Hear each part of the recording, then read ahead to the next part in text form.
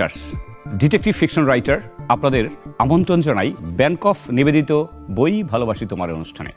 আপনারা জানেন এই অনুষ্ঠানে আমরা প্রতি পর্বে একজন ভিন্ন ধাঁচের নতুন একজন অতিথির সঙ্গে নিয়ে বসি, তার কথা শুনি এবং একটা আড্ডার আমেজে বই নিয়ে আমাদের কথা হয়। আজকে আমাদের আড্ডার মধ্যমণি প্রফেসর ডক্টর শারমিন সুমি। কেমন আছেন? ভালো আছি। আপনি তো একাধারে চিকিৎসক এবং নিউক্লিয়ার কার্ডিওলজিতে আপনার স্পেশালাইজেশন এবং আপনি কবিতা লেখেন। আমরা প্রথম কবিতা দিয়ে শুরু করতে চাই। আপনার কবি হয়ে ওঠার আখ্যান, কিভাবে আপনি কবি হলেন, প্রথম দিকে লেখালেখি সম্বন্ধে জানতে চাই। কবি হওয়ার প্রথমে আসলে আমি ছোটবেলা থেকে আসলে খুব সাহিত্যপ্রেমী। আমার রুশ সাহিত্য দিয়ে আমার শুরু ছোটবেলার শৈশবটা। তো পরবর্তীতে আমি সবসময় মানে গল্পের বই, কবিতা আসলে খুব বেশি পড়তাম না, গল্পের বই বেশি পড়া হতো। তো পরবর্তীতে যেটা হলো 2020-এর করোনা মহামারীতে ওই সময় আমার কোভিড পজিটিভ আসলো। আসার পর একদিন সকালবেলা খুব মন খারাপ, জানালার বাইরে আমি শীতের সকাল ছিল, কুয়াশা দেখছিলাম। তো হঠাৎ করে আমার কেমন জানি কিছু কবিতার লাইন মনে হলো যে আমার চোখের সামনে ভাসছে। তা আমি নিজেই খুব অবাক হলাম। তো তাড়াতাড়ি আমি বললাম যে ঠিক আছে, আমাকে একটা কবিতার যে কোনো একটা খাতা দাও, আমি কিছু লিখবো।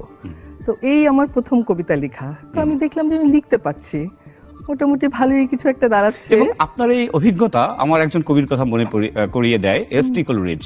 স্যামুয়েল টেলর কোলরিজ যেটা করেছেন, উনি স্বপ্নের মধ্যে কবিতা লিখেছিলেন কুবলাই খান। এবং আপনি যেটি করেছেন, আপনিও স্বপ্ন দেখেছেন, তবে জেগে জেগে। তারপরে কথা শুনি। তো যাই হোক, তো তারপরে তো দুটা তিনটা কবিতা ওভাবে লিখলাম। তো আমার সবচাইতে আসলে কাছের পাঠক বলবো আমার মা। তো ওনাকে দিলাম পড়ার জন্য। তো পড়ে বেশ অ্যাপ্রিসিয়েটই করলো, বললো যে না তুমি লিখো। তো তারপর থেকে আমি মানে লিখছি এবং দেখলাম যে লেখাটা আমার মানে ভালো লাগার একটা জায়গা হয়ে গেল। আমার একটা মানে সারাদিনের ক্লান্তিতে, যেহেতু আমি ডাক্তার, অনেক স্ট্রেসের ভিতরে আমাকে যেতে হয়। তো আমি দেখলাম যে অনেক সময় রাস্তায় জ্যামে বসে অফিসে যাওয়া আসার পথেও আমি দেখলাম যে ওই টাইমটায় আমি একটু দু একটা যদি কিছু লিখি আমার ভালো লাগে। হ্যাঁ, এবং এই থেকেই আমার শুরু হলো। এখানে একটা জিনিস দেখেন, আপনার সময়টাও কিন্তু খুব মানে কি বলবো যে আপনার জনবান্ধব, মনোবান্ধব হয়ে উঠলো। অর্থাৎ আপনি যখন বিরক্তিকর মুহূর্তে থাকেন তখনও কিন্তু আপনি কিছু সৃষ্টি করছেন। এবং আপনার মা কিন্তু আপনাকে শুধু জন্ম দেননি, আপনার যে দ্বিতীয় জন্ম কবি হিসেবে, সেক্ষেত্রেও তার একটা বড় ভূমিকা। আপনার প্রথম বই স্বর্ণলতা, জি, এটা বেরিয়েছে কোন সালে? এটা 2022-এ বের হয়েছে। ওকে।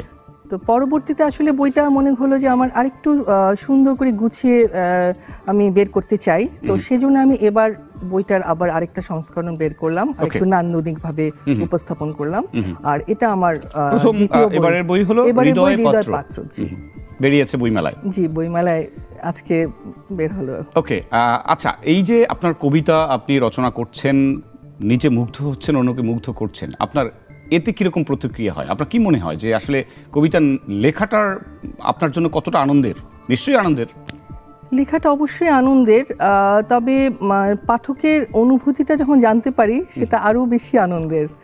ভালো লাগে তখন যে কেউ একজন পড়লো আগ্রহ নিয়ে, বা একটু তার অনুভূতিটা জানালো, শেয়ার করলো, তখন ভালো লাগে। মানুষ তো অমরত্ব চায় এবং এই সৃষ্টিশীলতার মধ্য দিয়েও মানুষ বেঁচে থাকতে পারে। আপনার প্রিয় কবির তালিকায় কারা রয়েছেন? প্রিয় কবির তালিকায় প্রথমে যদি বলি কবিগুরু রবীন্দ্রনাথ। ছোটবেলা থেকে আসলে ওনার কবিতা, গল্প, উপন্যাস, ছোট গল্প সবকিছুতে আমি খুব মুগ্ধ। ওকে। তো সেভাবেই আমার কবিতা। আর তাছাড়া জীবনানন্দ দাশ, ওনার প্রকৃত প্রেমটা খুবই ভালো লাগে। প্রকৃতি নিয়ে যে ওনার যে কবিতাগুলো, ওটা আমি পছন্দ করি।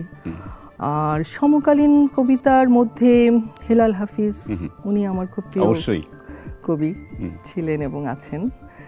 আর পূর্ণেন্দু পত্রীর কবিতা আমাদের খুব ফেভারিট ছিল। আমি যখন মেডিকেল কলেজের ছাত্রী, তখন আমি আবৃত্তি ঠিক করতাম না, বাট খুব পড়তাম, মানে ভালো লাগতো। এটা খুব মজার কথা বলেছেন। আমরা কিন্তু অনেকে আসলে পাঠ এবং আবৃত্তি দুটো তফাৎ বুঝি না। আমরা একজনকে বললাম যে আপনি একটু কবিতার একটু আবৃত্তি করে শোনান, অনেকে দেখে পড়ছেন। এটা কিন্তু পাঠ, এটার মধ্যে কিন্তু সেই আবেগ সঞ্চারিত হয় না। এক্স্যাক্টলি, তাই না? জি জি। পূর্ণেন্দু পত্রীর কবিতার একটা বিশেষত্ব হলো এটা কিন্তু পাঠককে এবং যারা শ্রোতা তাদেরকে খুব ভালো কানেক্ট করতে পারে। মানে খুবই কবিতাগুলো আসলে খুব এত আবেগ এবং টাচি যে ভালো লাগতো। আমাদের মেডিকেল কলেজে আমরা আবার কয়েকজন মিলে একসাথে মিলে পড়তাম। আচ্ছা, আপনি নিউক্লিয়ার কার্ডিওলজিতে স্পেশালাইজেশন করেছেন, এখন এটার সঙ্গে কবিতাকে, এটা তো হৃদয় নিয়ে কাজ এবং কবিতাও তাই, দুটোকে আপনার একসঙ্গে করে যে এই যে যাত্রা, এটা কেমন লাগে, কিভাবে হচ্ছে? আসলে আমি আমার ডাক্তারি পেশাটাকে খুব এনজয় করি, ভালো লাগে রোগীদের সংস্পর্শ, রোগীদের সাথে কথাবার্তা বা তাদেরকে চিকিৎসা দেওয়া। এবং নিউক্লিয়ার কার্ডিওলজিটা আমার থিসিসে ছিল এমডিতে, তো ওখানে তো অবশ্যই হৃদয় নিয়ে একটা কাজ করতে হয়। আর ওই কাজের ফাঁকে ফাঁকে আমি লেখাটাকে আমি একটু এনজয় করি, আসলে ভালো লাগে এবং এটা স্ট্রেস দূর করতে সাহায্য করে। হ্যাঁ, এবং আরেকজন আমরা ডক্টরকে চিনি, ফিজিশিয়ান অরূপ রতন চৌধুরী, উনি একসময় একটা সাক্ষাৎকারে বলেছিলেন যে উনি যখন রোগীর দন্ত চিকিৎসা করেন, উনি গানের তালে তালে ছন্দে ছন্দে উনি এই কাজটি করে থাকেন। তো এটা আমার কাছে ভাবতে ভালো লাগছে যে আপনি একজন সিরিয়াস পেশায় আছেন, সিরিয়াস ডক্টর, সেই সঙ্গে কবিতা লিখছেন, এটা আমাকে খুবই মুগ্ধ করছে। একটু কবিতার দু একটা লাইন শুনবো আপনার? দু একটা লাইন মনে আছে, মনে পড়বে? একটা বলতে পারি, বহুকাল ধরে আমাদের যোগাযোগবিহীন বসবাস, শ্রাবণের নরম রোদ ছুঁয়ে যায় প্রেয়সীর মরাল গ্রীবা, কিন্তু তোমাকে ছুঁয়ে দেখা হয় না আমার বহুকাল। গুড, মানে চিত্রকল্পটা কিন্তু দেখতে পাচ্ছি। আমার কবিতাগুলি আসলে ওই ধরনেরই, তাই না? মানে এবং জীবনানন্দের ছাপ কিন্তু আমি এখানে পেলাম। এখানে মোরালি, দা গ্রীবা, একটু লম্বা গলা, তো আমার মানে ম্যাক্সিমাম লেখাগুলি আসলে আমি কবিতা থেকে আমি বলবো যে আসলে আমার মনের একটা বিশুদ্ধ অনুভূতির প্রকাশ। আচ্ছা, আপনার সেই শৈশব স্মৃতি, সেখান থেকে আমরা একটু শুনতে চাই।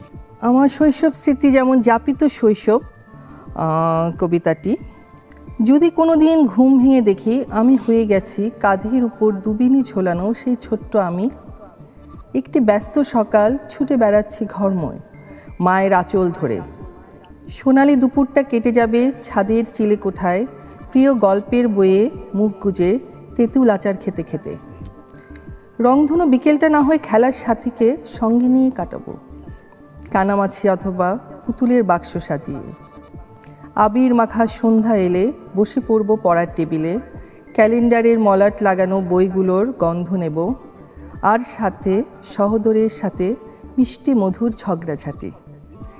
বেশ কেটে যাবে সময়টা, রূপালী রাতটা আসবে স্বপ্ন নিয়ে, রূপকথার গল্প নিয়ে, মায়ের পাশে চুপটি করে শুয়ে শুয়ে আকাশ দেখব, চোখ মুছব সিন্ডারেলার গভীর কষ্টে, সুই সুতার বাক্সে ভরা রঙিন সুতায় ছেয়ে যাবে বসন্তের একটি পাতা ঝরা। অসম্ভব সুন্দর। আপনি আপনার সন্তান বা বর্তমান প্রজন্ম যারা, তাদের বাবা মা হিসেবে কি এই শৈশব আমরা তাদেরকে দিতে পারছি?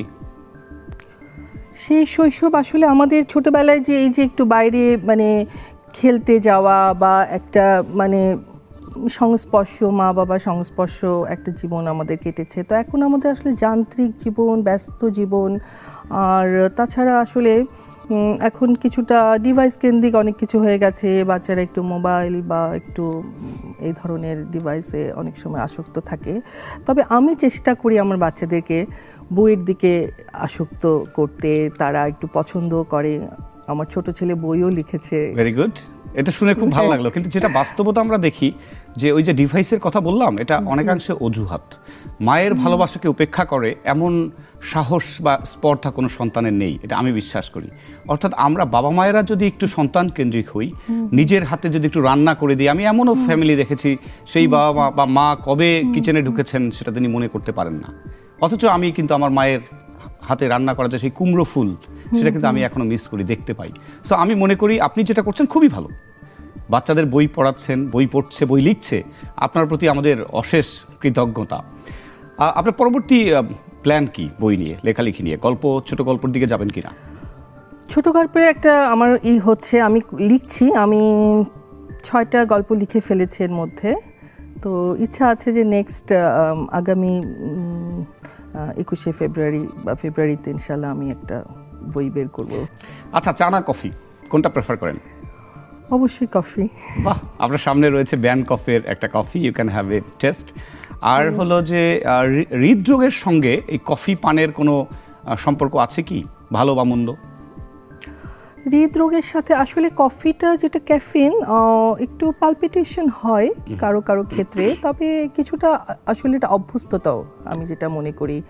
এবং আমার তো মনে হয় যে কফি খেয়ে আমি খুব মানে চাঙ্গা অনুভব করি, আমার ভালো লাগে। আপনার আর যদি কবিতা নিয়ে দুটো কথা বলতে চান। না, কবিতা আসলে আমি নিজেও আসলে কবিতার পাঠক খুব বেশি ছিলাম না। ওই যেটা বললাম যে আমি একটু মানে রবীন্দ্রনাথের কবিতা পড়তাম বা জীবনানন্দ, এরকম 2-4 জনের মানে লেখকের কবিতা আমি অনেক পড়েছি, কিন্তু অনেক বেশি যে কবিতা প্রেমী ছিলাম আমি তা না। কিন্তু আমি যখন থেকে লিখছি তখন থেকে আমার মনে হচ্ছে যে না, কবিতাতে অনেক কিছু বলার আছে। আর আমার কবিতাগুলো আসলে খুব সহজ ভাষায়, আমি জটিলতাকে অতিক্রম করার চেষ্টা করেছি। মানে কিছু কবিতা যেমন অনেক একটু জটিল শব্দচয়ন থাকে, একটু জটিলতা থাকে, অনেক সময় হয়তো একটু পড়তে যে একটু বোরিং মনে হয় বা মনে হয় যে আমি বুঝছি না, ভাষায় লিখলে ভালো হয়। হ্যাঁ, কিন্তু আমার কবিতাগুলো আমি চেষ্টা করেছি একটু সহজ ভাষায় লিখতে। অশেষ ধন্যবাদ শারমিন সুমি কবি, আপনাকে পেয়ে আমরা খুবই কৃতার্থ এবং ধন্য। ভালো থাকবেন আপনি। প্রিয় দর্শকবৃন্দ, আমাদের আজকের পর্বের এখানে ইতি টানছি। আবার আপনাদের সঙ্গে দেখা হবে নতুন পর্বে অন্য কোনো অতিথির সঙ্গে। সে নাগাদ ভালো থাকুন, সুস্থ থাকুন এবং অবশ্যই বইয়ের সঙ্গে থাকুন।